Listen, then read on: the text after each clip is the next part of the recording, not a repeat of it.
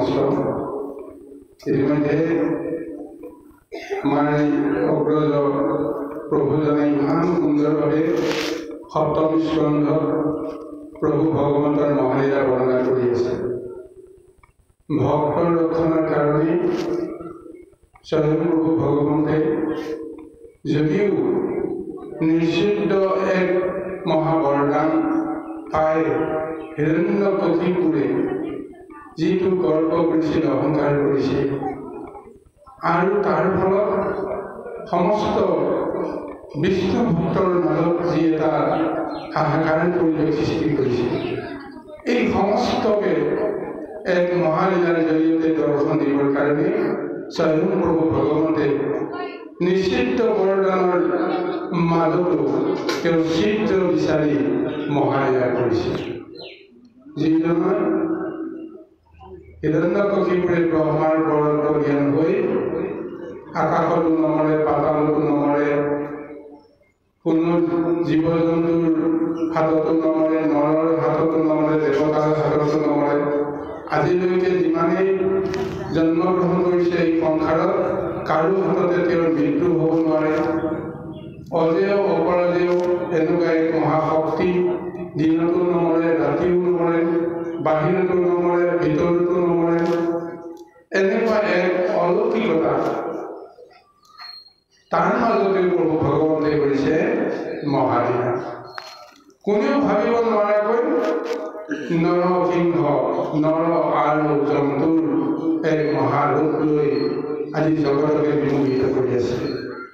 এতিয়া এই নৰ আৰু সিংহৰ মাজত ভগৱন্তৰ যিটো প্ৰকৃত স্বৰূপ, এই স্বৰূপটো দেখাসকলে দেখিছে, বুজাসকলে বুজিছে, আৰু দেৱতাসকলে তাৰ পূৰ্ণ আনন্দ উপভোগ কৰিছে। কাৰণ দেৱতাসকলৰ কথা মতেই প্ৰভু ভগৱন্তে দৈত্য শক্তিক পৰাভূত কৰি দেৱ শক্তিক প্ৰতিষ্ঠা কৰাৰ জৰিয়তে ভগৱন্তৰ ৰহস্যময় যি মহালীলা, সেইখিনি জগতক প্ৰদান কৰিবৰ কাৰণে বিচাৰিছে। এতিয়া নৰসিংহ আৰু শ্ৰীকৃষ্ণৰ আপোনাৰ হিৰণ্যকশিপুৰৰ মাজত ভীষণ যুদ্ধ মহাবৰ্ণনা চলি আছে। চাবলৈ গ'লে প্ৰভু ভগৱন্তৰ যি অপাৰ শক্তি, এই অপাৰ শক্তিৰে এজন দৈত্য দানৱক বধ কৰাটোৰ কাৰণত বিলম্ব হ'ব নালাগে। নিমিষতে সকলো শেষ কৰি দিব পাৰে, কিন্তু তেওঁ কৰা নাই। কিয় কৰা নাই? সিও এটা ৰহস্য আছে। যি মহাশক্তি প্ৰভু ভগৱন্তে সমস্ত জগতত প্ৰদান কৰিছে, তাৰে এক ক্ষুদ্ৰ ক্ষুদ্ৰ শক্তিহে আমি নৰসকলে, দেৱসকলে বা দৈত্য দানৱৰ ৰূপত আমি সকলে লাভ কৰিছোঁ। সেই অপাৰ মহিমাযুক্ত শক্তিৰ তুলনাত সাধাৰণ এক ক্ষুদ্ৰ শক্তিয়ে কি প্ৰতিদ্বন্দ্বিতা কৰিব পাৰিব? কিন্তু প্ৰভু ভগৱন্তৰ কি লীলা! তেওঁ যাৰ লগত যুদ্ধ কৰিছে, যুদ্ধৰ জৰিয়তে তেওঁৰ যশ, কীৰ্তি আৰু মুক্তিৰ ব্যৱস্থাখিনিও তেওঁ সাধন কৰিছে। গতিকে আজি প্ৰভু ভগৱন্তে যিজন হিৰণ্যকশিপুৰ নিপাতৰ কাৰণে তেওঁ আবিৰ্ভাৱ হৈছে, সেইজনৰ প্ৰতি তেওঁ দয়া আছে, সেইজনৰ প্ৰতি তেওঁ মৰম আছে, সেইজনৰ প্ৰতি কৃপা আছে।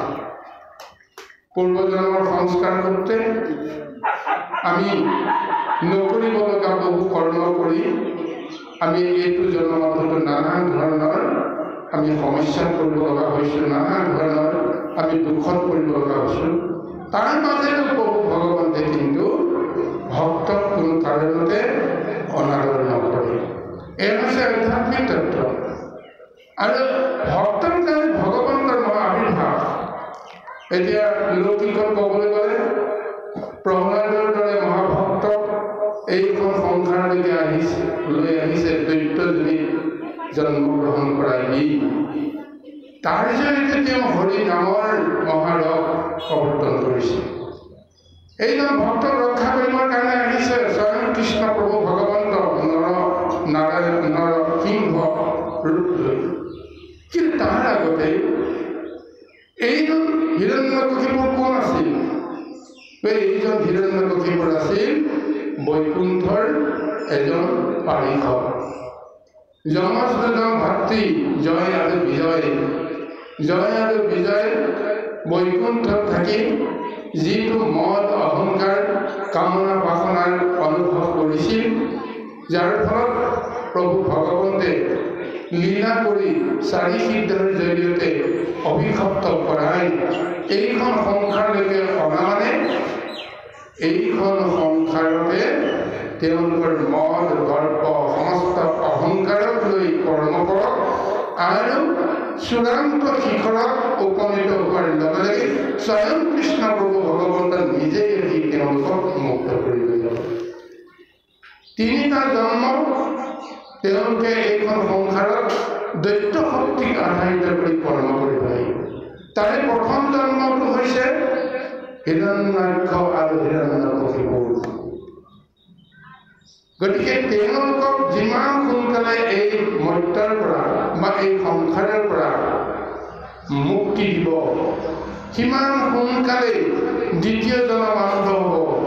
দ্বিতীয় জন্ম যিমান সোনকালে সমাপ্ত হ'ব, তৃতীয় জন্ম আৰম্ভ হ'ব আৰু সেই তৃতীয় জন্মত প্ৰভু ভগৱন্তে তেওঁলোকক সংসাৰৰ পৰা মুক্ত কৰি লৈ যাব।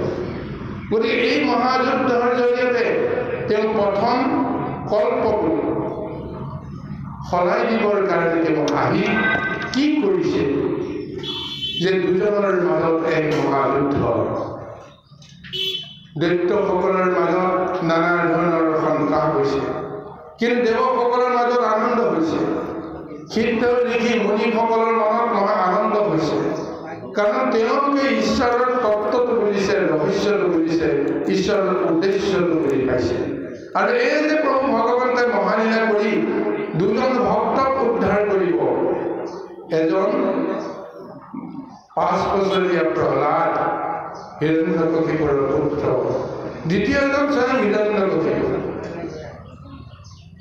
প্ৰাকাশ্যে প্ৰহ্লাদক মুক্ত কৰিবলৈ আহিছে, মুক্তি দিবলৈ আহিছে, বা প্ৰহ্লাদক তেওঁ কৃপা কৰিবলৈ আহিছে। আৰু অপ্ৰকাশ্যে বহুতে নজনাকৈ হিৰণ্যকশিপুৰকে তেওঁ মুক্তি দিবলৈ আহিছে। কাৰণ এই তত্ত্বটো বুজাবলৈ এনেদৰে বুজিছে, স্বয়ং কৃষ্ণৰ মহাৰূপ অৱতাৰ শ্ৰীৰূপত যিজনে দেখিবৰ কাৰণে সক্ষম হয়, সৌভাগ্য হয়, তেওঁৰ দৰ্শন মাত্ৰেই তেওঁৰ মুক্তিৰ ব্যৱস্থাটো সম্ভৱ হৈ যায়। আৰু যদি কিবা কাৰণত সেইজন ভক্ত আৰু ভগৱন্তৰ মাজত যদি শাৰীৰিক এক সংস্পৰ্শ আহে, স্পৰ্শ হয়, ভক্তই ভগৱন্তক স্পৰ্শ কৰা আৰু ভগৱন্তই ভক্তক স্পৰ্শ কৰা, এই দুইটা সমাৰ্থ বা একেটাই পৰ্যায়। আৰু এই পৰ্যায়ৰ মাজত ভকত আৰু ভগৱন্ত এক সমৰূপত পৰিণত হৈ যায়, একাকৃত হৈ যায়। আজি এই যুদ্ধৰ চলেৰে প্ৰকৃততে হিৰণ্যকশিপুৰৰ দেহ মন সমস্তখিনি ঈশ্বৰৰ কৃপাত, ঈশ্বৰৰ শক্তিত পৰিণত কৰিবলৈ গৈ আছে। এই কাৰণেহে লোককে দেখুৱাই হিৰণ্যকশিপুৰৰ অপাৰ শক্তি পৰিচয়টো জগতক দিবৰ কাৰণে তেওঁ যুদ্ধখন বিলম্ব কৰিছে। আৰু কিছু বিলম্বৰ কাৰণ আছে, সেইটো নিশ্চয় পদত উল্লেখ কৰিব। কিন্তু ভগৱন্তে যে ভক্তৰ লগত যুদ্ধ কৰিবৰ কাৰণে ইমান ভয়ংকৰ যুদ্ধ কৰাৰ মূলতে হৈছে যে ভক্তৰ শক্তি, ভগৱন্তৰ শক্তিৰ মাজত যে মায়া সংসাৰত থকা অজ্ঞানীসকলে বুজক কি মহাশক্তি আছিল হিৰণ্যকশিপুৰ। স্বয়ং ভগৱন্তকো তেওঁ যুদ্ধত বিতত কৰি কোনো কোনো সময়ত হতবাক কৰিব পৰা এটা পৰিৱেশো জগতক দি প্ৰকৃততে সেই ভক্তৰহে শৌৰ্য, বীৰ্য, বল, শক্তি এইখিনি জগতৰ আগত দাঙি ধৰিব বিচাৰিছে। গতিকে ইয়াত শেষৰ পদত উল্লেখ কৰিছে কেনেদৰে, যেনেকৈ গৰুড়ৰ ৰূপ লৈছে, সৰ্পৰ ৰূপ লৈছে দুইজনে, তাৰপিছত ইজনে সিজনৰ লগত যুদ্ধ কৰোঁতে যেনেকৈ জটাপটা হওঁতে তেজেৰে ডাঙৰি হৈছে, সেই তেজেৰে ৰাঙলী হোৱা সেই দৃশ্যটো দেখিও সমস্ত জগত পুলকিত হৈছে। মাথে লাগি ৰক্ত ছয় শোভা কৰে আতিশয়। তেজৰ চেকুৰা যেতিয়া সৰ্ব শৰীৰত লাগি যায়, দেহৰ আৰু তেজৰ ৰশ্মিয়ে যেনেকুৱা এটা পৰিৱেশ বা জ্যোতি বা পোহৰৰ সৃষ্টি কৰে, নীলাভৰ পৰা ইমান সুন্দৰ দেখা যায়। ফুলনি এখনত যেতিয়া নানা তৰহৰ ফুলৰ মাজত ৰক্ত কমল যদি ফুলি থাকে, ৰক্ত গোলাপ যদি ফুলি থাকে, নীলাভৰ পৰা সেই ৰক্ত গোলাপৰ যিটো শোভা গোটেই ফুলনিখনত কেনেকৈ তাৰ এটা সুন্দৰতা আনি দিয়ে, ঠিক তেনেকৈ আজি সৃষ্টিমণ্ডলত তেনেকুৱা এক শোভা বিৰাজিত হৈ আছে। গতিকে চাই থাকিবলৈ মন যোৱা এক প্ৰৱণতা কিছুসকলৰ জাগি উঠিছে। যিসকলে কৃষ্ণক বুজিছে, যিসকলে হিৰণ্যকশিপুৰক বুজিছে, সেইসকলে এইখন যুদ্ধৰ দৰ্শন কৰি আত্মতৃপ্তি হৈ গৈছে। এইখন যুদ্ধ দেখি তেওঁলোক ভয়ভীত হোৱা নাই, কাৰণ তেওঁলোকে জানে স্বয়ং কৃষ্ণ ভগৱন্ত কোন? সৃষ্টিৰ নায়ক, সৃষ্টিৰ বিধায়ক, সৃষ্টিৰ নিয়ন্ত্ৰক, আৰু সেইজন কৃষ্ণৰ মহাভক্ত হিৰণ্যকশিপুৰ অভিশপ্ত হৈ আজি দৈত্যজনী জন্মগ্ৰহণ কৰিছে, আৰু সেইজনক মুক্তি কৰিবৰ কাৰণে কৃষ্ণই মহালীলাৰ জৰিয়তে তেওঁক সংহৰণ কৰিবলৈ এই যুদ্ধৰ আয়োজন কৰিছে। গতিকে এই যুদ্ধ চাই সিদ্ধসকলে, মণিসকলে, সাধকসকলে ভয়ভীত হোৱা নাই। ক্ষণে ক্ষণে ভয়ভীত হয় কেৱল দৈত্যসকল, আৰু ক্ষণে ক্ষণে ভয়ভীত হয় কেৱল দেৱতাসকল, কাৰণ তেওঁলোক গুণৰ মাজত আবদ্ধ আছে। অজ্ঞান অন্ধকাৰৰ মাজত কেতিয়াবা শুদ্ধটো কি বুজি পায়, কেতিয়াবা কি শুদ্ধ অশুদ্ধ একো বুজি নাপায়। গতিকে সেইকাৰণে কেতিয়াবা সংশয় আহে, কেতিয়াবা আনন্দ আহে। আজি এনেদৰে ভগৱন্তে যুদ্ধৰ জৰিয়তে মহালীলা কৰি গৈছে।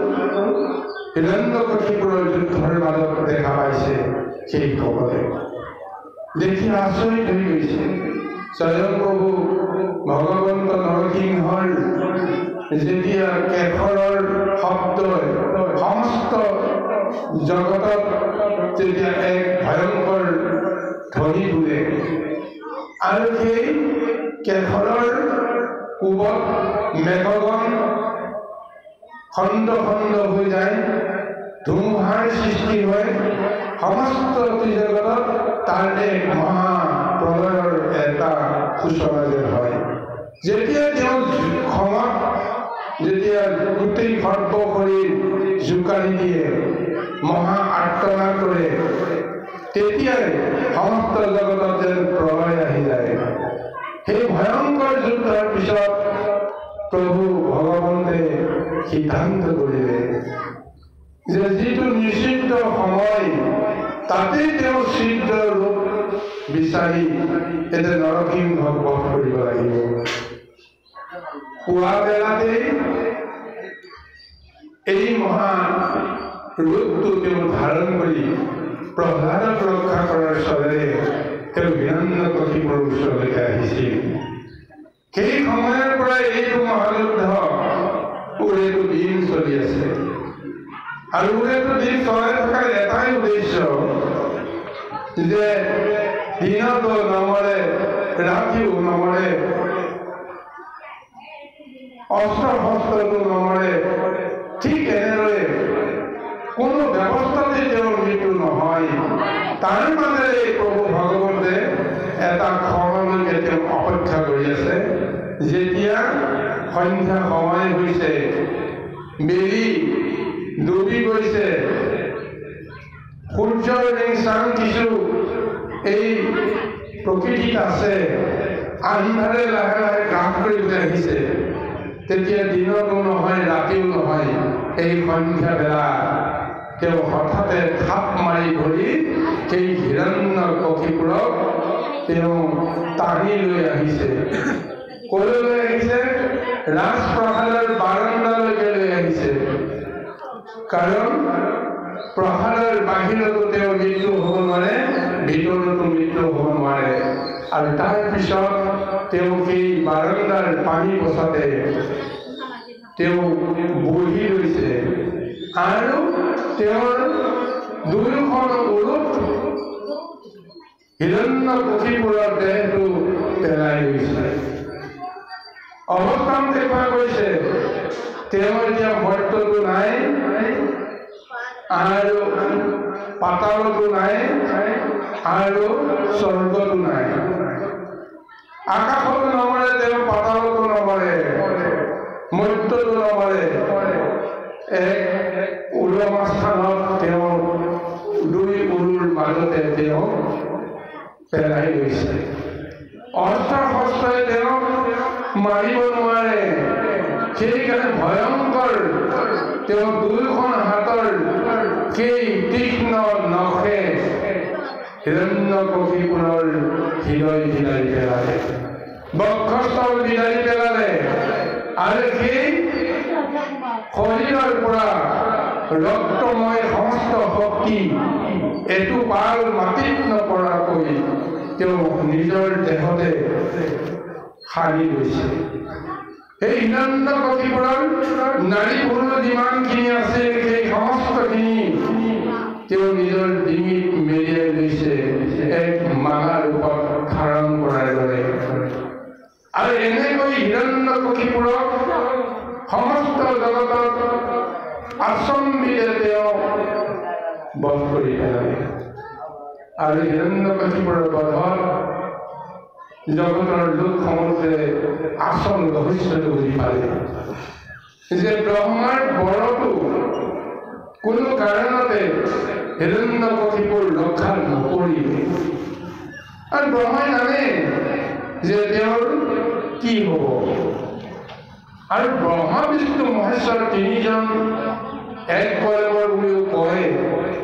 গতিকে ব্ৰহ্মাই যি লীলা, কৃষ্ণই যি লীলা কৰিব সেই লীলা ব্ৰহ্মায়ো আগতীয়াকৈ জানে আৰু বিষ্ণু শিৱও আগতীয়াকৈ জানে। তিনিওজনে প্ৰথমতে লগ হৈ কিবা এটা মহালীলাৰ যোজনা আৰম্ভণিতে কৰে। কোনে কি ভাও ল'ব, কোনে কেনেদৰে কোন স্থানত অৱস্থান কৰিব। কিন্তু জগতৰ লোকসমূহে সেই সমস্তবিলাক বুজিব নোৱাৰে। আজি ঠিক তেনেকৈ সেই ব্ৰহ্মায়ো যিখিনি সময়ত হিৰণ্যকশিপুৰক এই মহাবৰদান দিবলৈ বাধ্য হৈছিল, তেওঁ সেইখিনি সময়তো স্বয়ং প্ৰভু ভগৱন্তকে বিষ্ণুকে তেওঁ স্মৰণ কৰিছিল যে প্ৰভু দেৱ হিচাপে আমাৰ যিটো দায়িত্ব কৰ্তব্য, আমি ভক্তক আমি মহা কৃপা কৰিব লাগে, বৰদান কৰিব লাগে। সেইখিনি কৰিবলৈ যাওঁতে তেওঁ অমৰত্ব বিচাৰিছে। মই অমৰত্বৰ পৰিৱৰ্তে মই কি দিম? ভগৱন্তে অন্তৰাত্মাকে কৈছিল অমৰত্বৰ বাহিৰে তেওঁ যি বিচাৰে তাকে দিয়া, কোনো চিন্তা কৰিব নালাগে, বাকীখিনি মই চম্ভালিম। এই কাৰণতে ব্ৰহ্মাই তেওঁক এই বৰদানটো দিল। আৰু আজি তেওঁ বুজি লৈছে ব্ৰহ্মাই স্বয়ং যে কি মহাশক্তিৰে প্ৰভু ভগৱন্তে নিষিদ্ধৰ মাজতো ছিদ্ৰ উলিয়াই ভক্তক বিভিন্ন স্বৰেৰে তেওঁ ৰক্ষা কৰিবলৈ মহালীলা কৰিছে। যদিও হিৰণ্যকশিপুৰক আজি তেওঁ নিজৰ কোলাতে বহুৱাই বাহিৰতো নাই, ভিতৰতো নাই, আকাশতো নাই, পাতালতো নাই, অস্ত্ৰ শস্ত্ৰে নহয়, নখে বিদাৰিয়ে তেওঁ মানে মাৰি পেলাইছে। তাৰ মাজতে হিৰণ্যকশিপুৰৰ সমস্ত শক্তি নিজৰ দেহৰ সানি লোৱা মানে হিৰণ্যকশিপুৰক তেওঁ নিজৰ লগত লীন কৰি দিবৰ কাৰণে প্ৰযত্ন কৰিছে। এটা কল্প শুদ্ধ হৈ গ'ল, তাৰপিছত দ্বিতীয় কল্প আৰম্ভ হ'ব। বাৰু যি কি নহওক, এনেদৰে মহালীলাৰে প্ৰভু ভগৱন্তে নৰসিংহক বধ কৰাৰ স্বৰে মহাভক্ত প্ৰহ্লাদক ৰক্ষা কৰা, মহাভক্ত প্ৰহ্লাদক কৃপা কৰাৰ জৰিয়তে সমস্ত জগতত ভক্তৰ শাসনৰ জৰিয়তে দৈত্যকুলকো দেৱকুলত পৰিণত কৰিব পৰা ব্যৱস্থা স্বয়ং প্ৰভু ভগৱানে যোজনা কৰি আছে। এই কাৰণে আজি প্ৰহ্লাদৰ দৰে মহাভক্তক তেওঁ এইখন সংসাৰত তেওঁ কৃপা কৰিছে। আহক।